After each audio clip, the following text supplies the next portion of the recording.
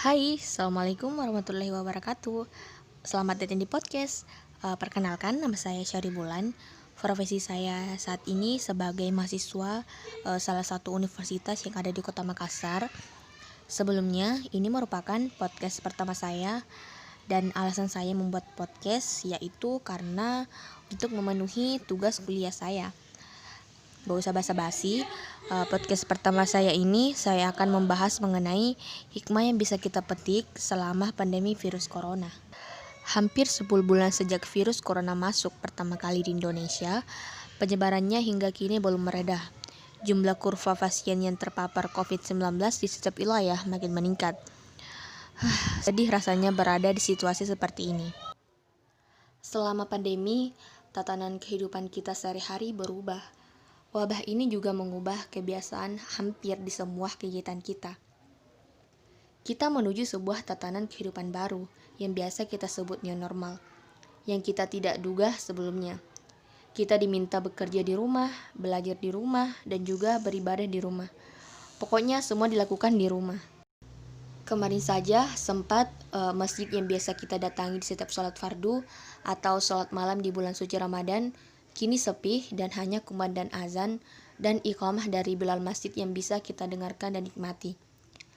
Namun sebagai umat yang beriman tentu kita harus dapat menerima semua keadaan dan kadar yang Allah Subhanahu wa taala turunkan kepada kita.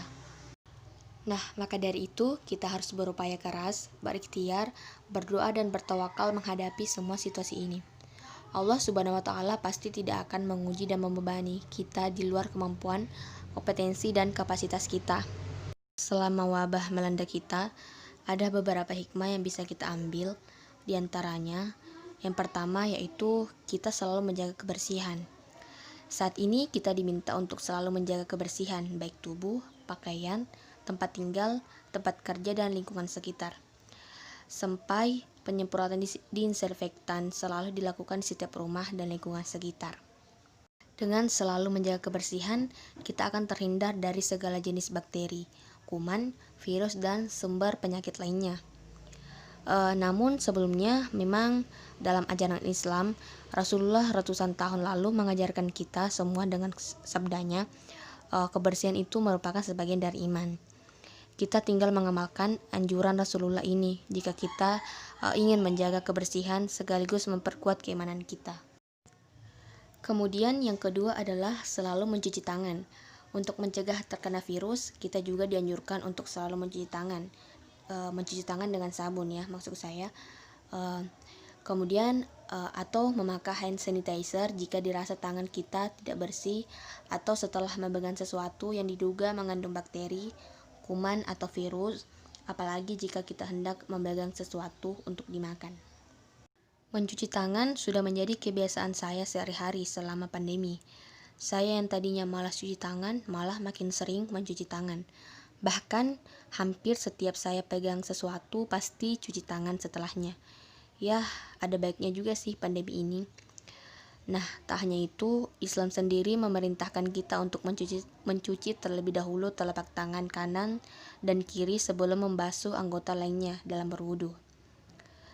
Paling tidak 15 kali dalam sehari kita mencuci tangan. Kita ketika kita berwudu sebelum menjalankan sholat fardu, ditambah jika kita mengerjakan sholat sunnah seperti sholat duha atau sholat tahajud. Perintah Allah Subhanahu wa taala ini tercantum dalam surah Al-Maidah ayat 6, teman-teman. Berikutnya hikmah yang ketiga yaitu memakan makanan yang sehat, halal dan baik. Dalam kondisi seperti ini, untuk menjaga kesehatan dan meningkatkan daya tahan dan kekebalan tubuh, kita dianjurkan untuk mengkonsumsi makanan dan minuman yang sehat dan bergizi. Allah juga berfirman dalam Al-Quran surah Al-Maidah ayat 88 yang artinya dan makanlah makanan yang halal lagi baik dan apa yang Allah telah rezekikan kepadamu dan tawakallah kepada Allah yang kamu berikan kepadanya. Kemudian yang keempat yaitu lebih banyak waktu di rumah atau biasa kita sebut stay at home. Anjuran untuk tetap berada di rumah selama terjadi pandemi mengharuskan kita hampir 24 jam penuh berada di dalam rumah dalam 10 bulan terakhir ini. Kegiatan bekerja, belajar, dan beribadah sepenuhnya dilakukan di rumah. Kesempatan dan nikmat beribadah di masjid sementara hilang, namun kesempatan sholat fardu berjamaah bersama keluarga menjadi kesempatan emas. Bukan hanya 1 atau 2 kali sholat fardu dalam sehari, bahkan 5 kali sholat fardu dapat dilaksanakan berjamaah bersama keluarga. Begitu juga kegiatan-kegiatan lainnya di rumah dapat dengan mudah dilakukan bersama-sama dengan keluarga, yang sebelumnya mungkin sulit sekali mencari waktu karena tersita kesibukan di kantor atau di luar rumah. Akan lebih mudah terwujud work-life balance yang kita idam-idamkan selama ini. Kali ini kita jadikan rumah kita benar-benar surga kita. Lalu yang terakhir adalah kepedulian kita kepada sesama.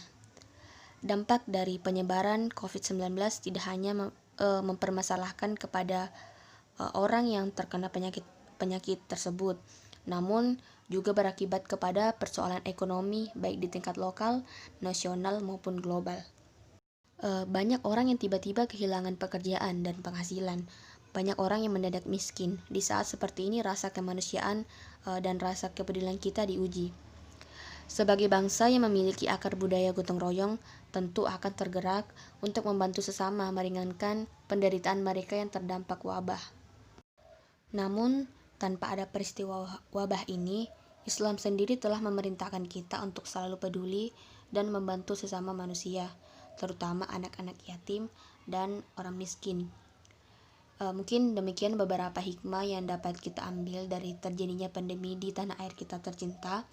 Tentu masih banyak lagi hikmah yang kita bisa ambil dari ujian yang saat ini masih belum mereda.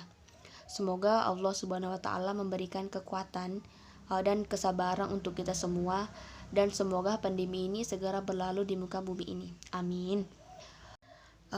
Mungkin ini saja yang bisa saya paparkan dalam episode pertama kali ini. Jangan lupa tetap menjaga kesehatan, jangan lupa cuci tangan, pakai masker, dan menjaga jarak. Saya Syari Bulan pamit, see you in the next episode, bye!